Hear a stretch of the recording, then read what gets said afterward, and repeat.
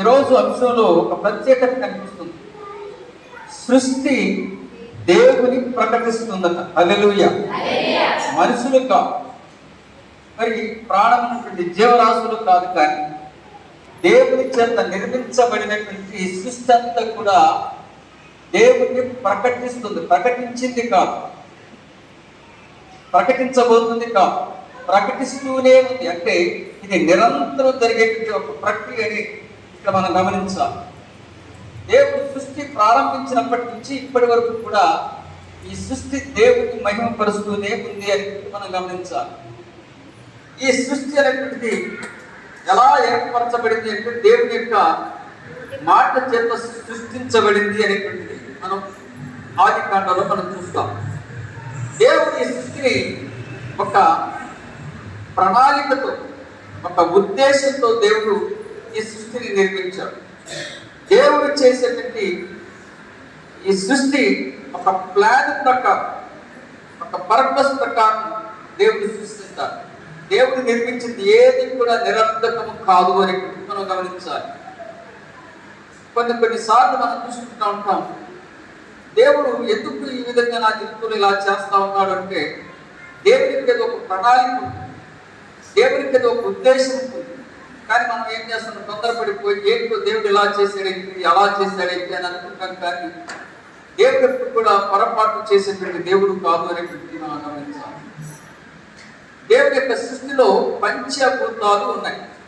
పంచభూతాలు అంటే మీకు ఇంగ్లీష్ వచ్చు, హిందీ వచ్చు, ఉర్దూ వచ్చు, తెలుగు వచ్చు కదా. ఉర్దూలో ఒకటి ఏమంటారు, హిందీలో ఒకటి ఏమంటారు, ఏక్. రెండు ఏమంటారు, దో. మూడు ఏమంటారు, తీన్. నాలుగు ఏమంటారు, చార్. ఐదు ఏమంటారు, పాంచ్. అంటే పంచభూతాలు అంటే 5 రకాలైనటువంటి సృష్టిలో ఉన్నటువంటి కార్యాలు.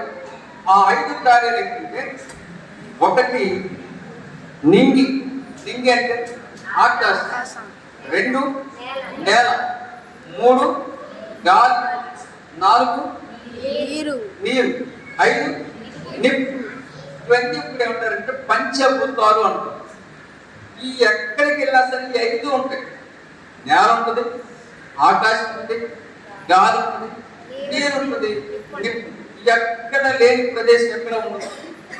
అలానే వీటితో పాటుగా మనుషులు కూడా దేవుని యొక్క సృష్టి అనేది మనం గమనించాలి.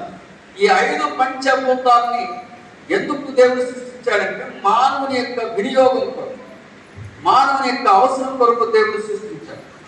కానీ యెషయా గ్రంథం 1వ అధ్యాయంలో చూడండి. యెషయా గ్రంథం 1వ అధ్యాయం 2వ వచనం. యెహోవా మాట్లాడుచున్నాడు, ఆకాశమా ఆలకించుము, భూమి చెవియొగ్గుము. నేను పిల్లలను పెంచి గొప్పవారినిగా చేసి వారు నా మీద తిరగబడి ఉన్నారు. చూడండి, దేవుడు ఎవరితో మాట్లాడుతున్నాడు? ఆకాశంతో మాట్లాడుతున్నాడు, భూమితో మాట్లాడుతున్నాం. మనం మాట్లాడగలమా? ఆకాశంతో, నేలతో మనం మాట్లాడగలమా? కానీ సృష్టికర్త అయినటువంటి దేవుడు కాబట్టి, సృష్టిని నిర్మించినటువంటి నిర్మాణకుడు కాబట్టి ఆయన సృష్టితో మాట్లాడుతున్నాడు, నేలను పిలుస్తున్నాడు, ఆకాశాన్ని పిలుస్తున్నాడు. చూడండి, నేను పిల్లలను పెంచి పెద్దవారినిగా చేసి గొప్పవారినిగా చేసి వారు నా మీద తిరుగుబాటు చేస్తున్నారు అని చెప్తున్నారు. ఎవరి గురించి చెప్తున్నారంటే, ఆ సృష్టిని ఎవరైతే ఏలుబడి చేయమని వారికి అప్పగించాడో, ఈ సృష్టిలో గొప్పవారిగా ఎవరైతే ఉంచాడో ఆ మనుషుడు మాత్రమే దేవుని మహిమపరచకుండా దేవుని ఏం చేస్తున్నాడు? తిరుగుబాటు చేస్తూ ఉన్నాడు. అందుకని ఆకాశానికి చెబుతున్నాడు, భూమికి చెబుతున్నాడు, వారు మనం ముందుగా వారు సాక్షులుగా నిలబడబోతున్నారు. ఈ దేవుడు తీర్చినప్పుడు, ఆకాశాన్ని భూమిని పీల్చినప్పుడు, మరి నేను ఇంతో చెప్పాను కదా, ఆ విషయాన్ని మీరు మన ఇప్పుడు ఇక్కడ నిలబడి సాక్ష్యం చెప్పాలి అని చెప్పడం కోసమే వాటిని సృష్టితో మాట్లాడుతున్నట్టుగా మనం చూస్తున్నాం. కానీ దేవుని నిరంతరము కూడా ఈ భూమి మీద ఉన్నటువంటి పంచభూతాలన్నీ కూడా నిరంతరం ఆయన్ని మహిమపరుస్తూనే ఉన్నాయి, ఆయన ప్రకటిస్తూనే ఉన్నాయి, ఆయన స్తుతిస్తూనే ఉన్నాయి అనేటువంటిది మీకు జ్ఞాపకం చేస్తున్నాను. నాకు మనం చదువుకున్నటువంటి ఉత్తర ప్రత్యుత్తర కీర్తనలో మనం చూస్తే 19వ కీర్తన, ఆకాశములు దేవుని మహిమ వివరించుచున్నవి, అంతరిక్షములు ఆయన చేతి పనిని ప్రజలు పలుకుచున్నవి. చూడండి, ఆకాశాలంతా దేవుని వివరించుతున్నారు. వాటికి మరి భాష లేదు, వాటికి మరి లిపి లేదు, అయినప్పుడు కూడా ఆకాశం దేవుని మహిమపరుస్తుంది, ఆకాశం దేవుని కీర్తిని ప్రకటిస్తూ ఉంది అనేటువంటి మనం చూస్తున్నాం. అంతరిక్షములు ఆయన చేతి పనిని ప్రచురపరుచున్నవి, పగటికి పగలు బోధ చేస్తున్నవి, రాత్రికి రాత్రి జ్ఞానము తెలుపుతున్నవి.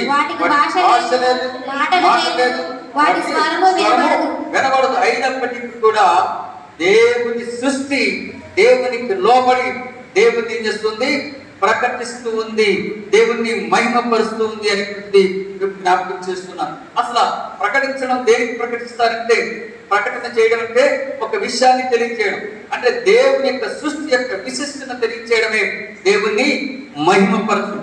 ఎవరైనా ఒకరికి ఏదైనా చిన్న సహాయం చేసినప్పుడు దాన్ని ఏం చేస్తారు, ఈ పని నాకు వాళ్ళ జరిగిందండి, వాళ్ళు లేకపోతే అసలు ఈ పని జరిగేది కాదండి అని వారి గురించి మనం ఏం చెప్తాం, గొప్పగా చెప్తాం. అది అలానే దేవుడిని కూడా, దేవుడు దాకా సాక్షి చెప్తుంది కదా అన్నమ్మ, దేవుడు నేను ప్రార్థన చేసినప్పుడు నాకు ఈ కార్యాన్ని చేశాడు అని సాక్షి చెప్పి దేవుడిని మహిమపరుస్తుంది. అటు ప్రకటించడం అంటే ఏంటంటే దేవుడిని మహిమపరుస్తుంది. ఇక్కడ మరి ఆకాశం దేవుని మహిమపరుస్తుంది, అంతరిక్షాలు దేవుని మహిమపరుస్తుంది, పగటికి దేవుని మహిమపరుస్తుంది, రాత్రి దేవుని మహిమపరుస్తుంది. పగలు ఎలా దేవుని మహిమపరుస్తుంది, రాత్రి ఎలా దేవుని మహిమపరుస్తుంది. దేవుని మహిమపరచడం అంటే ఏంటంటే దేవునికి విధేయులు అవ్వడం, దేవునికి మాట వినడం అనేటువంటిదిగా మరి ఉదయకాల సమయంలో మనం నేర్చుకోవాలి. ఎలా పగలు ఏం చేస్తుంది, రాత్రి ఏం చేస్తుంది, పగలు ఏం చేస్తుంది, రాత్రి ఏం చేస్తుంది.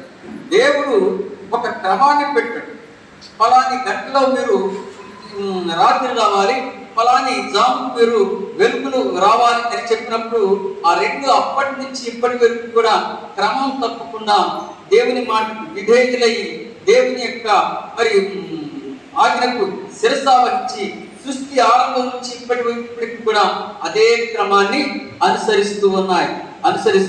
మనం చూస్తాం కదా, మరి ఆ ఉదయం 6 గంటలకు తెల్లారాలంటే 6 గంటలకే తెల్లారు, అంతేగాని మనం 6 గంటలకు లెగాలంటే ఒక వారం లేస్తామేమో, 2 వారాలు లేస్తామేమో, ఆ తర్వాత 7, 8, 9 గంటలు వేస్తాం కదా. ఎందుకంటే మనం అందరం కూడా మనుషులమే కాదు, మహానుభావులు కూడా కదా. 8:30కి లేదా 8 గంటలకి చర్చ అని చెప్పాడు అనిల్ కుమార్, నేను వాట్సాప్లో పెట్టాడు, అలానే పెట్టుకున్నాం. 8 అంటే మనకి సరే 8:30 పోయి 9:30 కూడా వస్తాం. అంటే దేవుని గౌరవిస్తున్నామా లేదా దేవుని ప్రకటిస్తున్నామా, దేవుని మహిమపరుస్తున్నామా అనేటువంటి మనం గమనించాలి. వాటి భాష లేకపోయినప్పటికీ చెప్తే నువ్వు వెళ్ళాలి, తొందరగా వెళ్ళాలి, నేను రావాలి అని ఎప్పుడైనా చెప్పుకుంటే దేవుని యొక్క ఆజ్ఞ ప్రకారం అది వచ్చేస్తాం. చీకటికి రావాలన్నా, సూర్యుడు ఉదయించాలన్నా నువ్వు త్వరగా చీకటికి వెళ్ళిపో, నేను రావాలి అని అటు నుంచి చెప్పుకో. దాని పని దాని యొక్క సమయానుకూలంగా చేస్తూ ఉంటాయి పిల్లలు.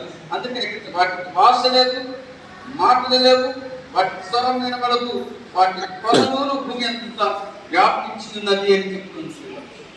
సృష్టి అంతా కూడా దేవుని ప్రకటిస్తుంది, దేవుని మహిమపరుస్తుంది.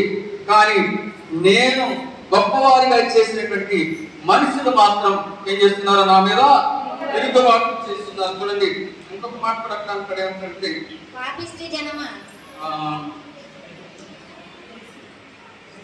తన కామాలను ఎరుగును ఎత్తుతనా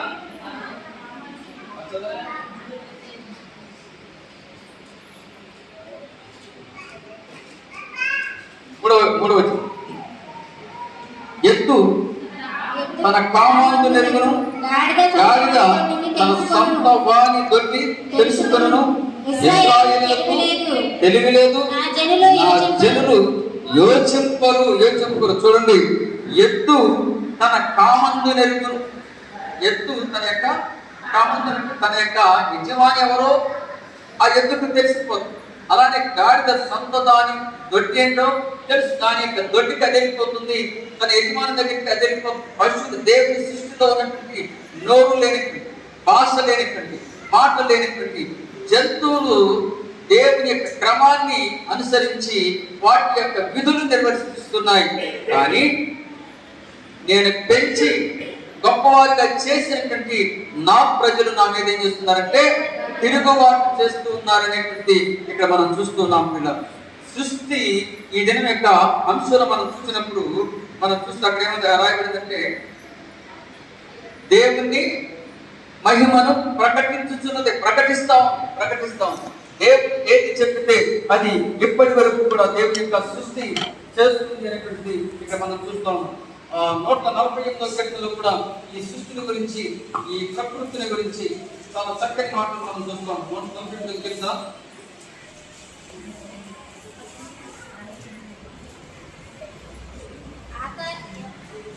1వ వచనం చదువుకుందాం.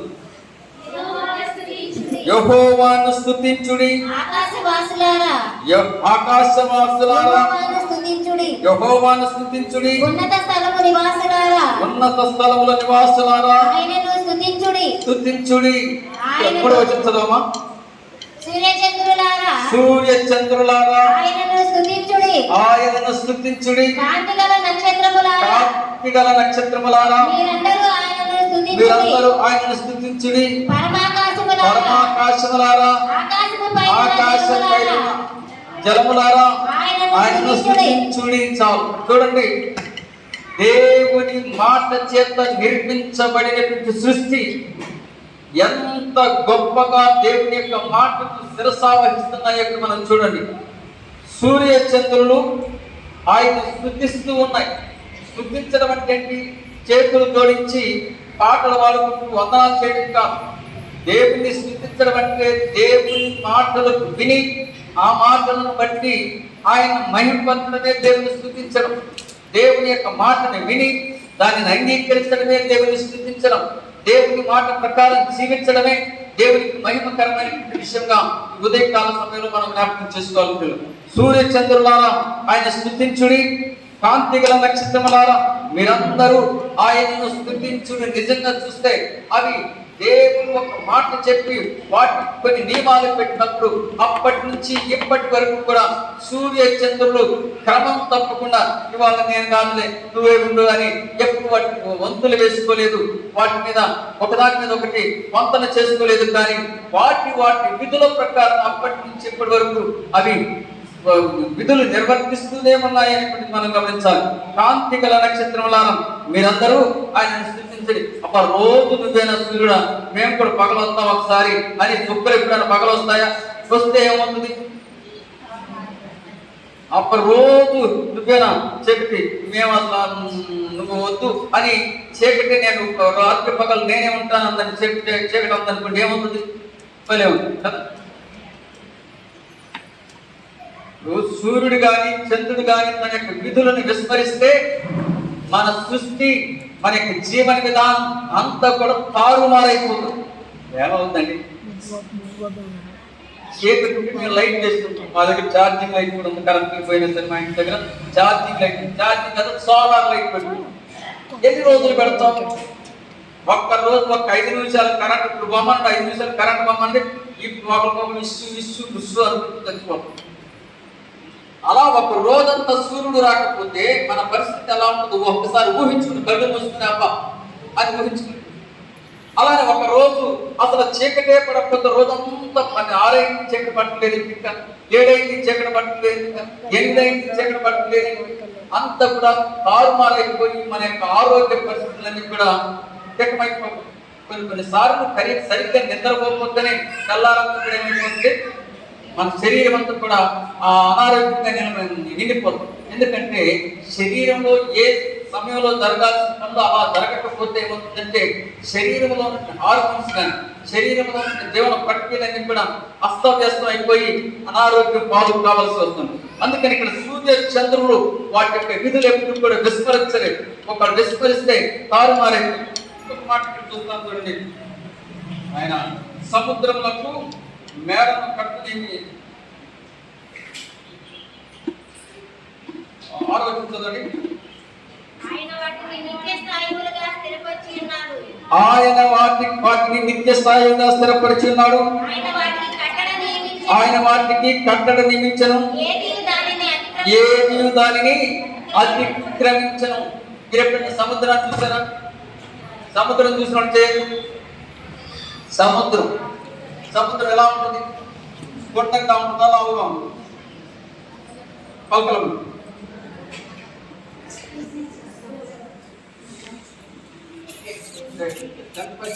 ఉంటారా? సముద్రం తెలుగులో చెప్పు, నాకు అర్థం కాలేదు. సముద్రం అంటే తెలుసా? సముద్రం ఎలా ఉంటుంది? చాలా వెలుగు. సముద్రం గట్టు ఎంత ఎత్తు ఉంటుంది? సముద్రానికి గట్టు చాలా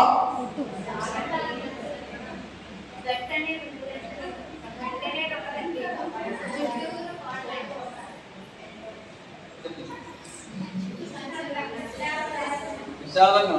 అసలు సముద్రం గట్టు ఎంత ఎత్తు ఉంటుంది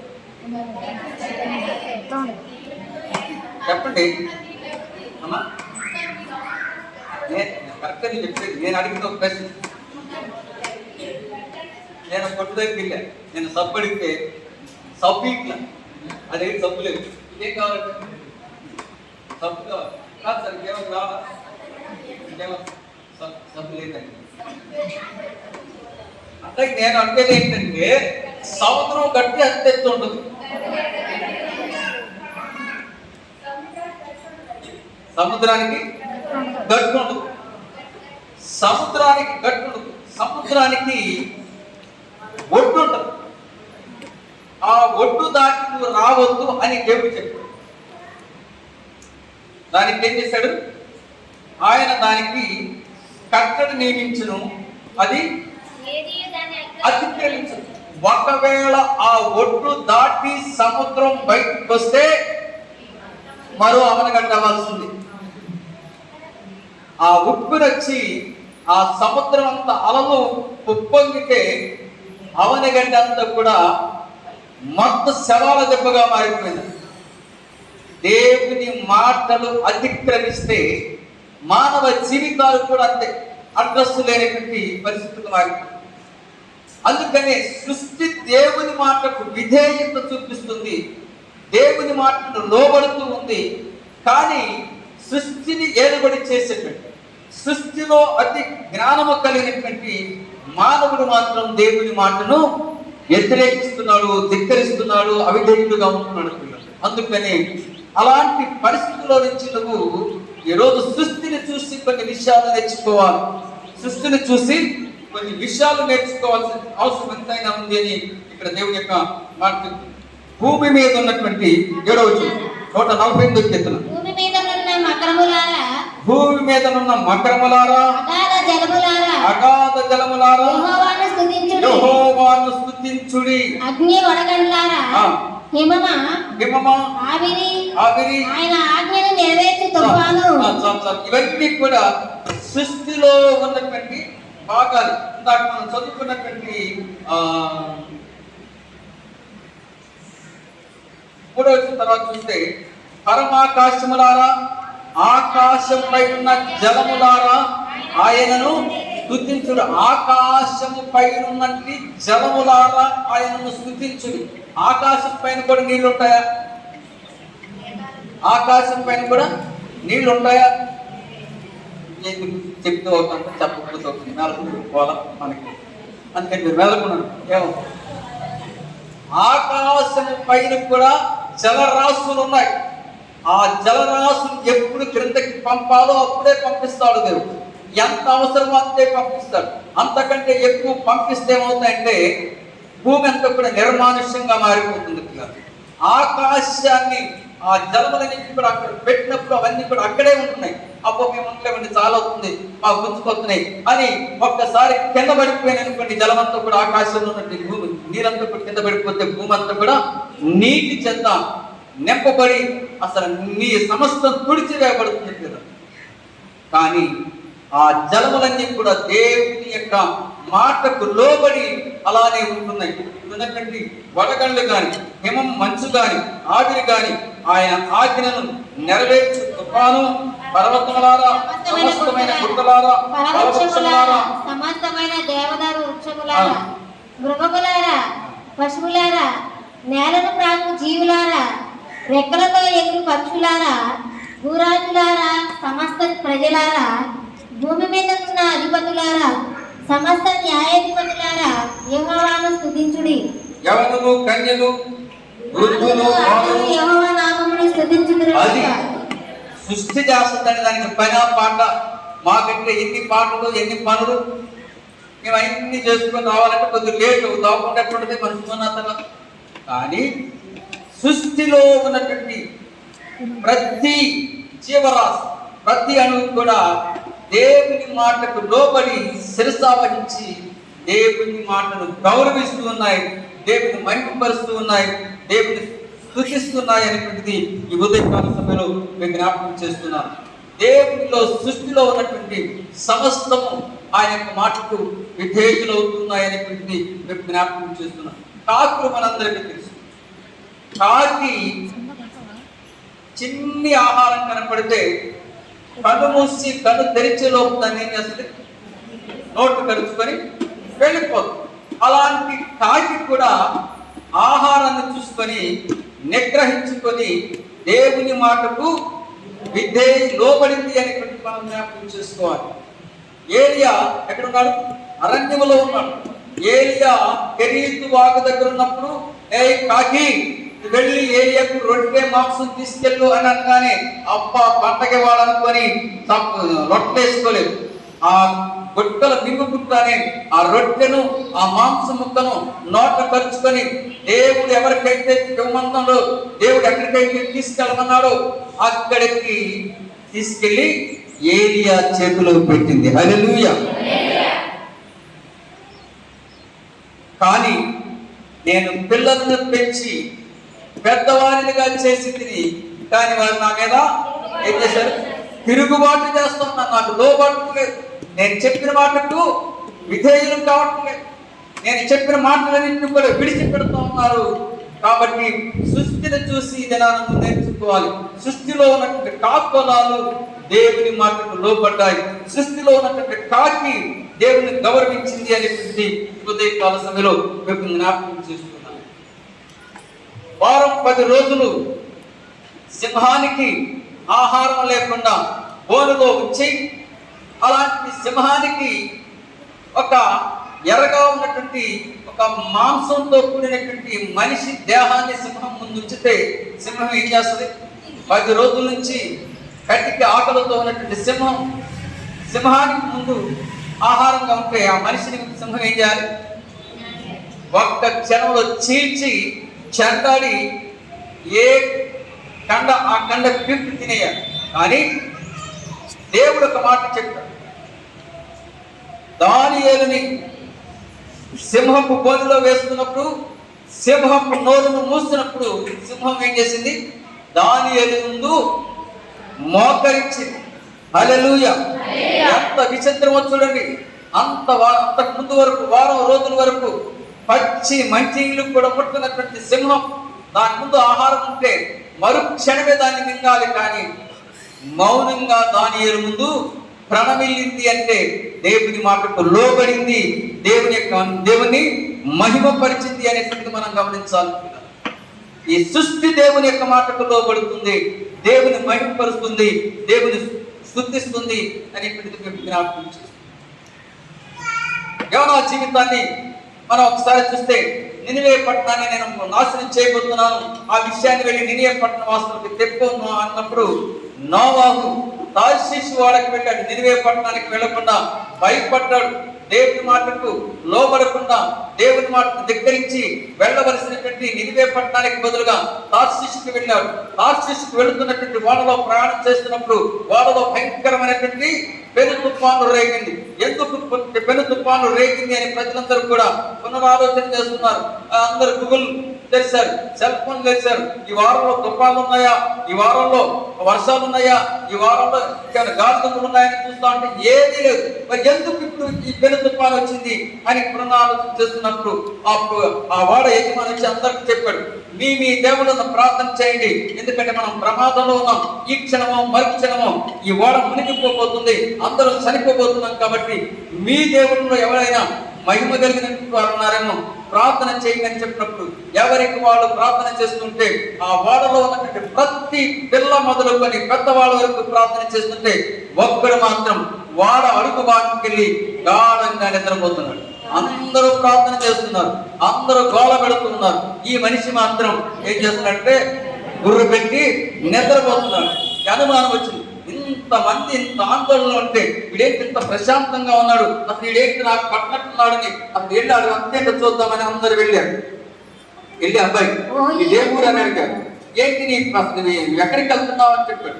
అప్పుడు చెప్పాడు, నేను ఆకాశానికి భూమికి మరి సృష్టికర్త అనేటువంటి దేవునికి విరుద్ధముగా నేను ప్రవర్తించి నా ప్రయాణాన్ని మార్చుకున్నాను.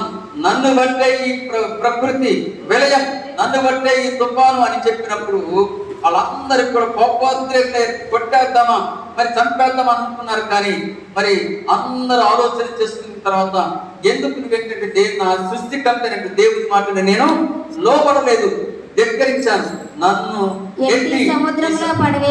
సముద్రంలో పడవేయండి అని చెప్పగానే మీ మీదికి రాకుండా నెమ్మలించునని అతడు వారితో చెప్పాను. వారు వాడను దరికి తెచ్చుకొనుటకు తెట్లను బహుబలముగా విసిరి కాని గాలి తమకు ఎదురై తుఫాను బలము చేత సముద్రము పొంగియుట వలన వాడికి ఎత్తి